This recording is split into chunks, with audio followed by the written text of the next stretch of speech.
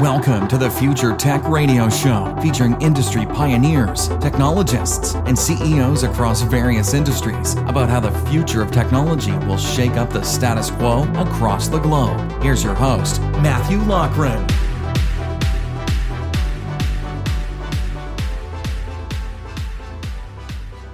Hello, everyone, and welcome back to another episode of Future Tech on WCKG Chicago and iHeartRadio, sponsored by Midtown West Media. Again, I'm your host, Matthew Loughran.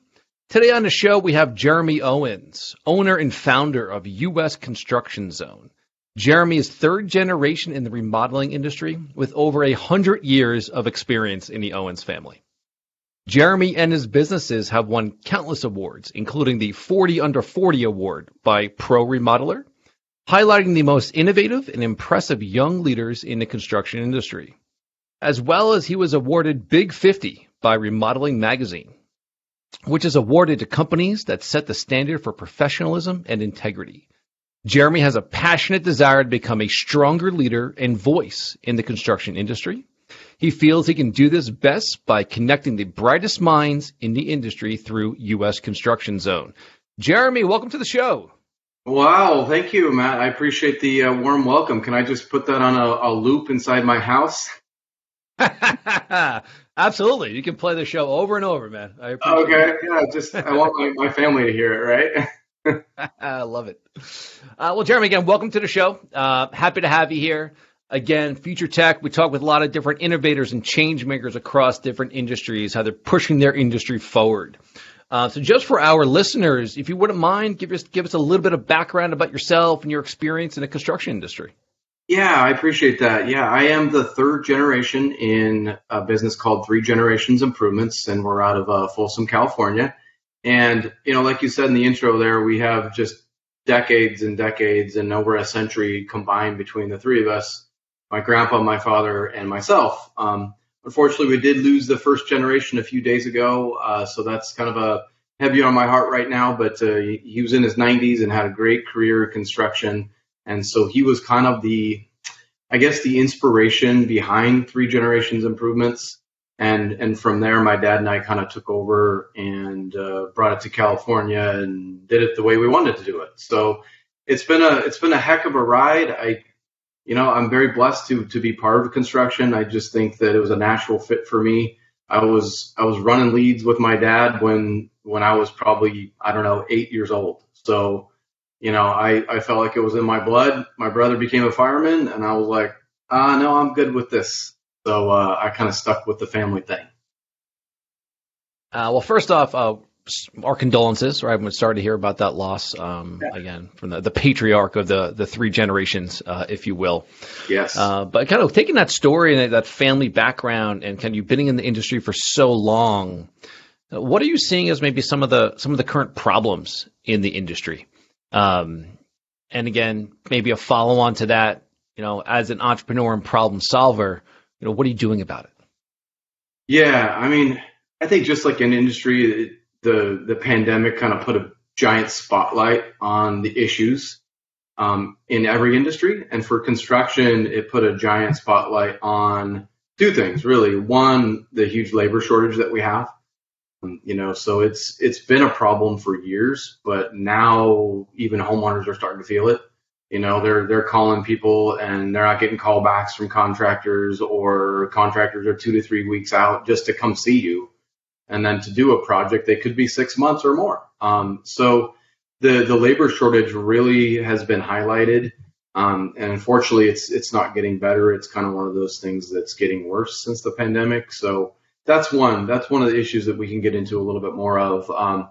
Secondly, the supply chain issues. And I think you're seeing this, industry to industry, whether you're in restaurants or whether you're in construction, getting material shipped around the country right now, whether that's a truck or a rail car, good luck, and some of our material has been sitting in a rail yard in Roseville for months, but they can't offload it. They don't have the people. They don't have the manpower. So it's a crazy, wild kind of time right now. And I think, to answer what are we doing about it? I would say that there's great things being done about it. I think the problem that we have in our industry is that there's no easy way to share information. There's no plug-in for, hey, look at what this company's doing in Texas, and look at what this guy's doing in New Hampshire. There's just not a lot of connection. So that's really what got me thinking about the U.S. construction zone piece of our industry. We touched on several things right there, and I mean, personally, I guess felt one of them. We had a small leak in my house, right? So it took almost 2.5 weeks for a plumber to actually come out and see us. And when you have two little kids and you're missing a ceiling over your bathroom, it gets interesting to say the least. Yes. But yeah, you listen to the pandemic definitely hit a lot of industries, and supply chain is no joke, right? I mean, there was a container ship stuck in the Suez Canal for like how many months, right? I mean, you have thousands of ships that aren't getting back to the same ports they're supposed to be getting at. The supply chain is a global issue. Right. So I definitely see that. And when you're looking at an industry the size of the construction industry, and the amount of materials that are getting changed on a daily basis, I definitely see there's major issues there. Right. I recently heard about a giant spike in the lumber market as well. It almost looked like I was watching like a crypto scene where I was watching Bitcoin spike when I was seeing the price of lumber. So love to get some input and kind of on that side of things from you. Yeah, I mean, there was kind of a need for an adjustment in a lot of the lumber industry for several decades. So part of it needed to adjust, but the other part was really, when the pandemic hit, a lot of manufacturers, they immediately laid off a percentage of their workforce thinking that the demand was going to slow. And so they were trying to get in front of it. They immediately laid off people. And then the problem was it only took us about a month as an entire construction industry to get right back to where we were. So the demand immediately came back, and we were like, oh, crap. And I think part of that demand spike was people were at home, right? Everyone was at home, sitting on their couch, sitting on their patio going, look, honey, we need to do whatever, right? Let's do our kitchen now, or let's do our siding now. And all these projects said, hey, we're going to not go on vacation. We're going to spend money on our home. And so the spike came immediately and fast and furious. And then the manufacturers scrambled to hire back, but they couldn't because most of their workforce went on unemployment. So when they went to hire them back, they got a bunch of no's. And also they had to comply with state and federal laws with, distancing. This is how we're going to be safe in the workplace. And so they couldn't be as efficient. So they couldn't keep up, and they still have not caught up to this day. And the problem is they still don't have the workforce back. And so they're still short staffed. They're still not being able to ship it nationwide. And then to kind of add to what you're talking about with the global issues is that, everything comes down to a raw material somewhere. And we had just like what happened in China, there's a factory that burns up, and now there's a shortage of chips that goes in cars, and there's a factory that burned down that had raw material of PVC materials. And it's like, it just seems like every single aspect of the industry has taken a hit. There's not one that's humming right now. Yeah, it's interesting you say that, right? I was going to bring up the chip shortage and what you're talking about with lumber and the construction industry. It almost mirrors exactly what we've seen in the auto manufacturing industry, right? Yeah. They stopped manufacturing cars for like a month. And all the chip manufacturers then said, okay, and they moved to the next project in line, right? Which could have been gaming cards or whatever it could have been, right? Sure. And then the automaker was like, oh, no, now we need the cars. But they're actually, the raw materials already been passed on. Right.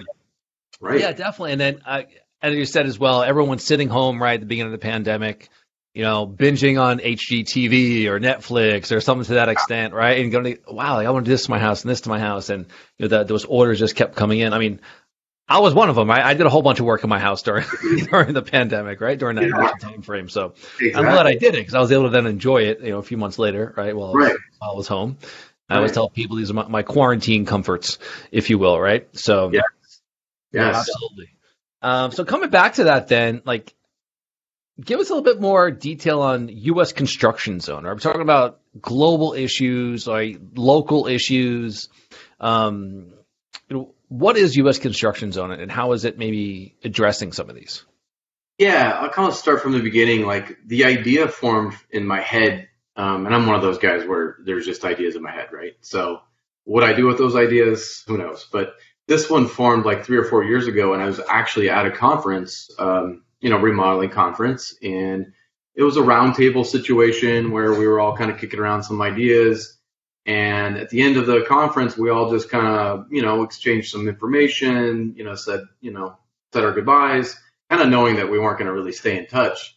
But one guy, I remember he was from Tennessee. He said, "You know what? I wish there was an easier way for us to stay connected through the year instead of like, we might see you at the next conference." And I was like, "Yeah, I know." And so that just kind of idea was stuck there for whatever, a year.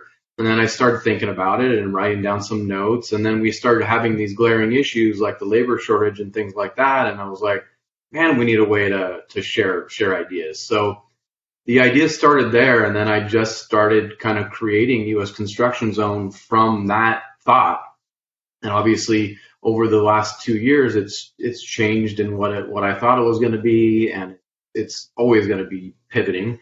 But so that was the real need for me, was connection, and me understanding that my business wouldn't be where it is today without networking, without relationships, really. And then the pandemic hit, and then I was like, man, we are really struggling with connection right now. Not only just locally, we're all at home, right? We're all feeling this constraint, but as an industry, we were even more constrained, and there's no way to connect. There's no conferences. There's no nothing. And technology in construction is a little bit slow, so we're not really as caught up as a lot of other industries in terms of, hey, how do we connect with a peer, nationwide? There's really nothing. So that's really where the idea started, and really it's all about, to me, relationships. And it's true in life, but it's also true in business. And I just think that there's all these great people in construction, especially executives and management level, that want to share ideas and want to be involved, and we're just kind of creating the vehicle to plug them in. You had a lot of things kind of in that answer. I want to maybe unpack a couple of pieces of it. So one of the main things you talked about when going to conferences was this networking. Now, is that more like knowledge transfer? Like, walk me through some of that, right? Because again, like right now, the show, we're talking about like kind of future technology and how are we pushing things forward in industries. So what does that mean for U.S. construction zone? So is it like a LinkedIn for the construction industry for executives? Is it, more like a Facebook? Like, tell me, like, what would you kind of maybe compare it to from a technology perspective? Yeah. And then maybe if you can go another layer deep on, again, is it knowledge? Is it mentorship? Kind of what does that look like? Yeah, I mean, I would love to just say all of the above and move on, but no. What I tried to do in thinking about it was I tried to look at positive aspects of social media, and then I also looked at the negative aspects. Like, to me, they're both, right? And it's definitely, to be honest, it's a love-hate relationship for me, because I have teenage daughters, and I have, there's this component to social media that is dangerous. And I want to avoid the political discussions, the, daily life things. I really wanted to layer it with helpfulness, education. I wanted to make sure that the connections were a positive thing. People who are looking to get involved in the industry, how can we help each other from a mentorship standpoint? How can we help this charity organization that may have a need in the community? So I really was trying to connect people, yes, but also connect people with their trades. So I do siding, windows, and decking, and I'd love to be able to kick around ideas that of people in the same trades nationwide. So I wanted it to not only connect the executives, but also have the ability to get, really narrow focused and even more niche in that, how our pain points as an industry may be slightly different than another industry. So I wanted the ability to really get, down deep into the issues of the day. So yes, knowledge transfer for sure. Just ideas, whatever that may look like. I mean, obviously labor shortage, supply, there's all these things that are hot button topics right now. But I would say that just the connection piece is first, and where the collaboration goes from there and what the members want to go from there, I want it to be open to pivoting to what they need. So it's really just how do we plug people in and how do we improve not only their businesses, but their personal lives as well. Excellent. And you said something there was quite interesting, right? So you're want to connect with people kind of at your level in the trade itself. So for example, you're in California, so you want to connect with a company in Florida, right? Maybe they have a material that they're using for siding and decking that's like hurricane resistant or something like that, right? Right. And you say, oh, wow, well, I'm in wildfire country, so maybe we should chat about that and maybe use that material for wildfire country. Right. Is it kind of like that sharing of ideas and things like that from what you're talking about? Yeah, exactly. And not only material based, but technology based too, right? Like, hey, what are you guys using for your HR support right now? Or, what CRM are you using? Like, there's all these more high level things that really, being an owner of a business sometimes you can feel alone. Like, obviously I have my workers, with me, but I'm not going to ask them questions that have to do with management level things. They don't know. They don't care. I'm going to ask them. They're going to be like, well, why are you asking me this question? So you do feel like you're on an island sometimes. And really, that's what I mean by that peer connection is now you have a peer connection, somebody that you don't compete with. Really, I mean, construction typically is a local competition. So we're an open industry. We don't really have secrets necessarily. So it's really, hey, what are you using for this? What are you using for that?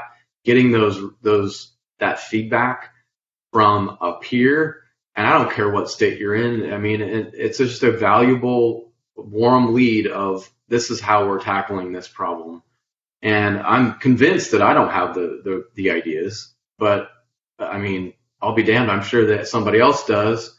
And why not just pick somebody else's brain as opposed to going to Google? I mean, have you gone to Google lately to try to find something? It's crazy. It's all paid. I mean, it's hard to find an answer, and you can't get a person. It's all just businesses. So this is getting your answer from a person. So to me, that just take Google out. Let's just go right to U.S. Construction Zone and ask an expert, and you'll get a better answer for sure. Yeah, I would probably say you get a very straight to the point, truthful answer. Yes. If I've met a lot of people in the construction industry, they're pretty specific and straightforward. In how they answer questions and right to the point. One thing I wanted to ask you about, and it's just interesting as well, because coming from a third generation in the industry, I'm sure you got a lot of knowledge transfer from like your grandpa, right, and your dad. As kind of boomers in this industry have been retiring, right, over the last several years, and I'm sure there's a wave of people exiting the industry. What does that knowledge transfer look like? Like, is there anything that exists like for that? Because to me, that's like, this is what you're asking about, right? How do I do this? How do I do that? Well, I'd like to ring the guy that's been doing it for 20 years. Like if I'm in my early 30s and I'm just starting a construction company, or maybe in my 20s, like I'm an entrepreneur. Like I want to know, like what saves me 10 years of missteps. I guess is the easiest way to put it. Yeah, I mean it's so strange because if I ask my grandpa and my dad, these same questions that we're talking about, it's a completely different answer. But business sense and leadership styles and integrity and character, those are the same. I don't care. It doesn't matter what generation you're from. I think the leadership style and how to treat employees and how to be a great manager is something I am definitely wanting to pick the wisdom of those baby boomers. I want to know how they did it. I think today, in my generation and younger, it's the technology. How can we plug the technology in with the old school integrity, character, business sense, plug them together, and then you got yourself a business. I think it's hard because the old school guys, some of them are holding on. They're like, hey, they might have a smartphone, but I mean, that might be it. They're not really wanting to plug too far into social media or some of the tech side of the construction industry. They're like, hey, this is the way I've done it. I've got my yellow notepad. I'm going to go ahead and roll with this. And, it works for them. But I think if I could pick the brains of the old school guys with, like I said, those integrity, character pieces, management style, and then the new school, hey, how do we wrap technology and efficiency with this? And then we got something. So can we kind of break that down, right? Take that historical and business integrity that these individuals that have been able to create businesses and run businesses for decades, and you kind of marry that with some of this new age tech. Right? I even saw something recently where people are 3D printing houses, right? They're 3D printing commercial properties, right? Mm-hmm. Things like that are, again, pushing the edge of the industry, right? Helping to do more with less in certain areas. There's a lot of different things happening, it seems like, within this industry itself. I know there's like some big government programs that are on the horizon, possibly, right? From infrastructure. There's a big infrastructure bill that might be looking to come out or something to that extent. I'm not sure how that affects the industry. What ways can technology play in that, right? Is that connecting people to understand maybe it's joint projects? There's so many different things. So maybe kind of start, where do you see the U.S. construction zone doing in the near future? Where do you see that kind of pushing into?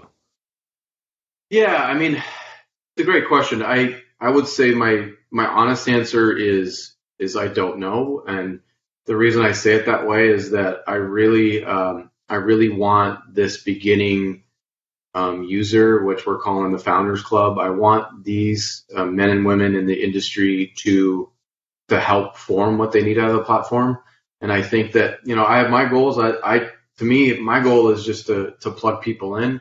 From there, I don't know where it's going to go. I think the connection, obviously, you need that first. And that's why we call it connect, collaborate, construct, because you got to connect first before you can collaborate. And then when you collaborate, what we can build, who knows? I think that we're like I said in the beginning, we're struggling in a lot of areas, and we need to come together. As the greatest minds need to come together to solve these things. It's not going to be done by a government. It's not going to be done by an infrastructure bill. That's not going to solve our problems. In a lot of ways, it's going to make some of these worse. So that infrastructure bill is going to be, obviously a hot button topic. Once that rolls out, if it rolls out entirely, we're short 1 million workers. So we already have a labor shortage, and we need 1 million to do it. And we not only need 1 million workers, we're short of material. The steel industry already said we cannot meet your demands. So the whole idea of the bill is keep it in-house, keep it, American made, all that stuff. Well, good luck. So I know that there's just a lot of things like that I think that there's big swings of like, hey, this is how we're going to solve this industry. But if you're not part of it, you don't really know what the issues are of the day. So I think that, like I said, connecting people together to solve these things is great. But the main thing I want to layer it with is, helpful spirits. Like, how can we point people in the direction of that charity organization or that need in the community? This charity organization is trying to build such and such house for teens. Like, if we don't know about it as an industry, that we're not going to help. But I want to make sure that these top minds know, hey, we have a need here. After a hurricane, here's a need here. I want to make sure that always is going to be a common theme in the platform. Yeah, that's a really good point, right? Because there's a lot of good work projects. When I say good work projects, I mean like things that nonprofits are doing, right, or NGOs are doing, and a lot of construction companies either donate their time or materials and their man hours. But that's not what you see on the news, all right? That's not what you actually see when you turn on a TV or you're reading any industry publications, right? This stuff is not highlighted, and that's fine, right? So I mean, and it's not about press coverage for these things. It's actually doing the right thing. But if more people knew about it, it could spark the idea to then do it in their local area, right? Yes. Or like, hey, this was our process, right? So if maybe I'm a construction business owner, and again, maybe I'm down south, right, in the southeast, and a hurricane came through and wiped out an entire neighborhood, right? Well, maybe I want to donate some of my time, materials, and so forth to that. Like I'm doing it because I want to do it. This is my community, right? I want to be part of my community. And maybe they have a certain process that they went through to do that, and that could help other people if they want to be, help with catastrophe and disaster response, similar to that. Yeah, exactly. No, I mean, you're exactly right. These things are happening all over the nation, and that was one of the ideas behind a couple things: the podcast and the award we want to give. So we want to highlight those companies, those individuals that are doing things for the right reason, right? They're doing it because they want to do it, and they're doing it because it's their community. They're doing it because they have a connection to that charity organization. And we want to find those people. And we have a peer-nominated award called In the Zone that we are going to be giving away every month. And so we want a peer to nominate someone and say, hey, Jeremy, you need to go talk to that guy. He's doing something great. And I want to go talk to him. And ideally, I'd like to have them on our podcast and talk to them about what they did, what their experience was. And then we want to highlight them in the platform. And we want to make sure the community and the nation knows, hey, this is what this guy's doing, all for the right reasons. You can do it too, and here's how you do it.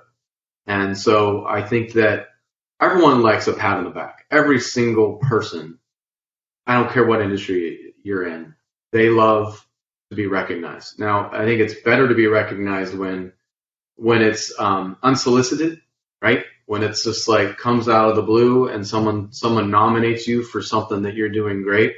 It feels better than you sending it out yourself. So I think that it's difficult, but that's the kind of individual, that's the kind of company we're after. And like you said earlier, these are not things that you find on the news. Like me finding these people is not easy because I have to talk to somebody, and then they say, you need to talk to this guy, then you need to talk to this woman, and so it's like, it's not an easy, like, oh yeah, just go to Google and find a recent article. It's not happening that way. It's relationships, it's people, and that's why we want it to be a peer nominated. Hey, go check out this guy, and then I want to talk to him. That's a great point. I love that. And you mentioned a podcast. What is your podcast? Yeah, it's called In the Zone, and I asked my wife to join me. So it's her and I, and her name is Valerie, and she's a great addition to it because she's been around the industry her whole life because she's been married to me. She's helped with books. She's been around it, but she's also been in a lot of other industries, and she's excelled at everything she's done. She's been in education, been in real estate. She's been a great mom. And so her perspectives are always different than mine, usually exact opposite. So I wanted that perspective when we're talking to these individuals, because she's very empathetic. She knows how to kind of get to the core of somebody and something, and I wanted her to be a part of that. And I want her to be part of the U.S. construction zone experience as well. I wanted her to feel, the heartbeat and the soul of the whole thing. And I think she was a great add. And so it's been fun. We've got several done, and we have several more to come here shortly. So check it out, listen to them, and if you have somebody in mind, listen to this podcast. If you can think of someone, send it my way, because that's how we're finding these contacts. That's great. And I think you touched on another great point right there, which is also the unsung heroes of the industry that are women. All right. When you think of the construction industry, females don't exactly come to mind right away, right?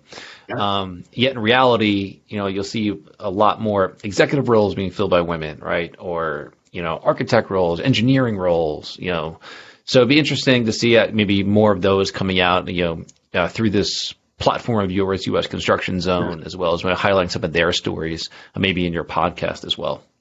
Yeah, no, it's a great point. Women in construction is a giant need.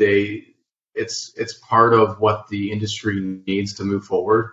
It's been a male dominated, industry and society, and some of those old school ways, they're gone or they need to be gone. And part of the way we fix that is being entirely inclusive. And so it is happening now. Women have their own trade organizations. They have their own conferences. It is well known that we need them. And they have certain skills that males don't. And obviously we're generalizing, but they tend to be more organized. They see things in a different way than men do. We tend to be more task focused, task oriented. So it's just that balance that we need. And especially from the executive level, I think management style and leadership style is a giant need. And so they are already filling those roles nationwide. And I've had more conversations with females than males so far about this platform, via Zoom or just phone calls. They're excited about it. I think they see the connection piece. They know how valuable it is for themselves, being a minority in a field, in an industry. They know that connection is going to be valuable. And so it's been cool to see, but there's definitely going to be some upcoming guests from the women's side. I want to get their take, their experience, and really kind of how they're feeling the industry's going. Love it. Absolutely love it. Well, Jeremy, again, want to thank you for being on the show today. I know this was quite insightful. Not only is this industry at a pivotal moment, from a culture perspective, like we just touched on, but also from a technology adoption perspective. There's a lot of disparate data sources around, people in different parts of the country and the world. So very interesting to see, the rise of U.S. Construction Zone here. And just so our listeners can understand, if they want to get more information, they want to connect with you, what is the best way for them to do that? Yeah, I mean, the best way to do it right now is to go to usconstructionzone.com, and there's going to be a button on there that'll say gain early access. And we're looking for those users who see the value in what we've discussed today and want to be involved. And if you click there, then you're going to be we're going to feed you with information, and we're going to allow you to kind of peek behind the curtain on the platform before everybody else does. And that's what we're calling our founders. So we want this first wave of early adopters to have a special designation in our platform called the Founders Club. And they are going to be people that I lean on. They're going to be people who we're going to ask for advice. I'm just going to hold them in a special regard. So I really want, if you're thinking about and you like the idea, I'd love for you to gain that early access. And then from there on the website, you can, my information is all over it. So go there. If you want to reach out via LinkedIn as well, you'll find me there. I'm always on LinkedIn communicating with people as well. So that would be a couple of easy ways to get a hold of me, but I would just encourage you to get that early access. And there'll be some cool perks that you'll see in there, free access and some contests and some really cool things that we want you to be involved in. So really appreciate the time, Matt. I think I had a great time. And as you can tell, I can talk about this thing to anybody all day, every day. So I'm game. Love it. Well, Jeremy, again, thank you very much for joining the show today. And everyone, again, thank you for tuning in to an episode of Future Tech on WCKG Chicago and iHeartRadio, and sponsored by Midtown West Media. Until next time, thank you. Thanks for tuning in to the Future Tech Radio Show with Matthew Loughran. Please subscribe, share, like, and comment. Tune in next time.